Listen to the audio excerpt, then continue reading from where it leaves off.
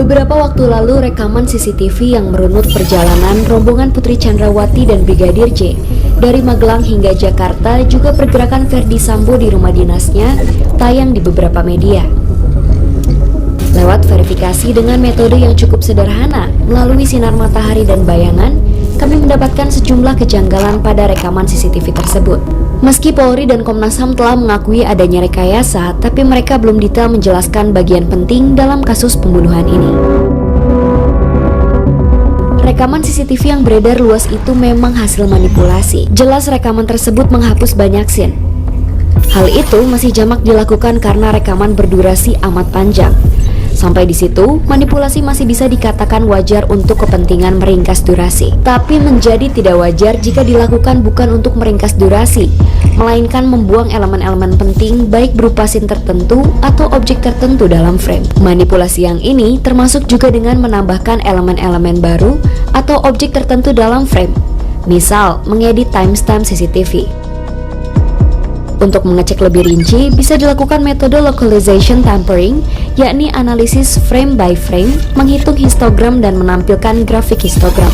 Karena rekaman CCTV yang beredar adalah gabungan berbagai rekaman yang dijadikan satu, sulit untuk localization tampering.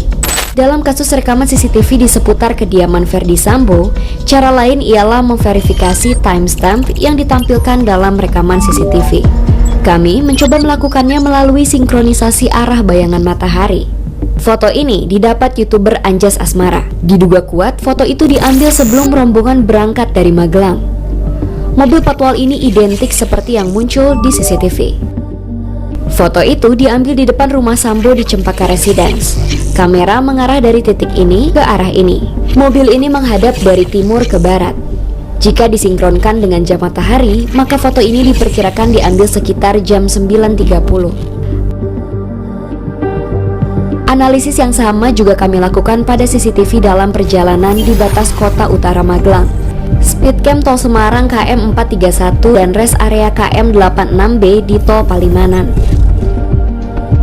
Begitu juga pada rekaman CCTV saat Ferdy Sambo pulang ke rumah. Rekaman ini disebut terjadi pada 15:29 waktu Indonesia Barat. Ini sinkron dengan jam matahari pada masa tersebut. Sambo tiba di rumah semenit kemudian.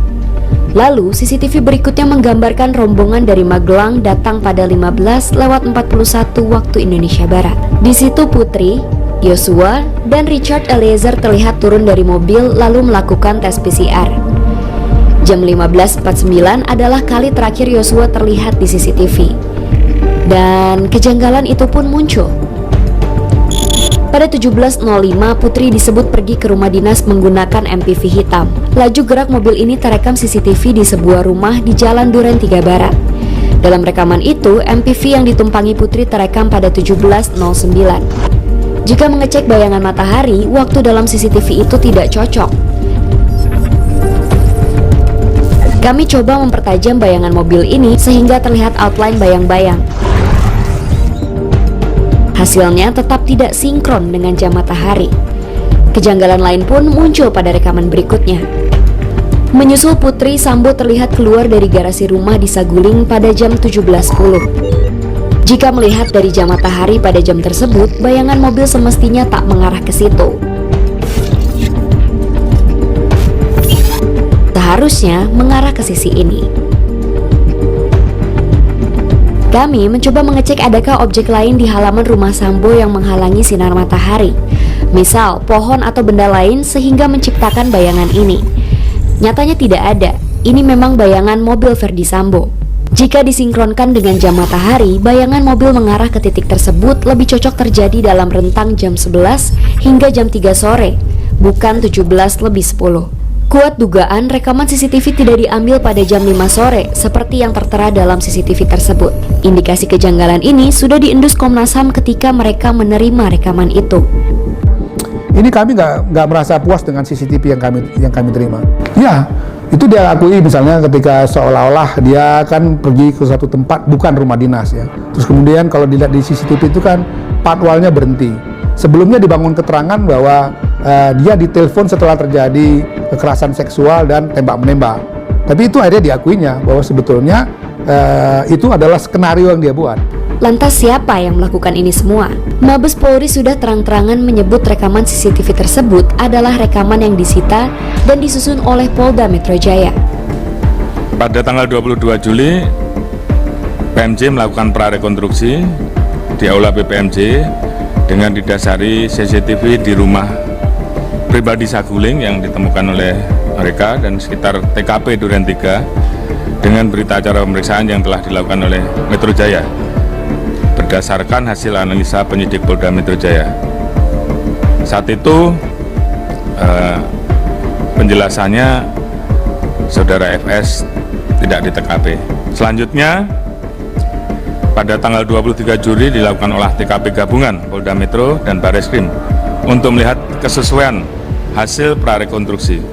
Hasil olah TKP ini menunjukkan inkonsistensi keterangan-keterangan dari prarekonstruksi yang dikumpulkan oleh penyidik Polda Metro Jaya. Sebelum beredar, rekaman CCTV sempat diputar Polda Metro Jaya saat mengundang Lembaga Perlindungan Saksi dan Korban atau LPSK. Pertemuan ini terjadi pada 29 Juli di ruang rapat Direktorat Reserse Kriminal Umum Polda Metro Jaya. Yaitu di 29 Juli itu ada rapat perihalnya tentang perlindungan korban kekerasan seksual perempuan dan anak. Rapat itu pada intinya tidak membahas hal umum menyangkut perlindungan terhadap perempuan dan anak menjadi korban kekerasan, tetapi dikhususkan itu membahas Ibu PC. Jadi rapat itu hanya membicarakan soal Ibu PC dan mendorong, si pengundangnya mendorong agar LPSK segera melindungi Ibu PC. Dan diputarkanlah video yang sudah diedit, yang sudah ada backsoundnya, video CCTV perjalanan rombongan Ibu PC. Ketika video itu diputar dengan backsoundnya, kemudian ada yang menjelaskan, menurut kami tujuannya untuk mempengaruhi terundang untuk dalam suasana yang sama sebagaimana dibangun oleh naratornya gitu, yang melakukan presentasi ketika video itu ditayangkan. Salah seorang petinggi Polda yang hadir dalam rapat itu adalah Wadir Krimum AKBP Jerry Siagian. Belakangan, ia ditahan di Makobrimob karena diduga terlibat dalam manipulasi kebenaran kasus pembunuhan Yosua. Apakah perbuatan Jerry Siagian dan yang membantunya ini diketahui atasannya di Polda Metro Jaya? Dalam hal ini tentu saja, sang Kapolda Fadil Imran.